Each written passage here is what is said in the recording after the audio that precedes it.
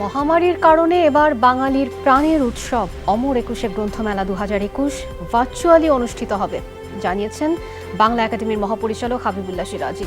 এরই মধ্যে ভার্চুয়ালি মেলা আয়োজনের প্রস্তুতি নেওয়া হচ্ছে। বইমেলার জন্য স্টল নির্ধারণ এবং কোন মাসে আয়োজন সম্পন্ন হবে সে বিষয়ে দ্রুতই সিদ্ধান্ত নেওয়া হবে বলেও জানিয়েছেন হাবিবুল্লাহ সিরাজি। এর আগে করোনা মহামারীর কারণে বইমেলা স্থগিত করার প্রস্তাব দিয়ে একটি প্রস্তাবনা সংস্কৃতি বিষয়ক মন্ত্রণালয়ে পাঠিয়েছিল বাংলা একাডেমি। গেলবার একুশে গ্রন্থমেলায় 560টি প্রতিষ্ঠান স্টল এবং প্যাভিলিয়ন বরাদ্দ হয়েছিল।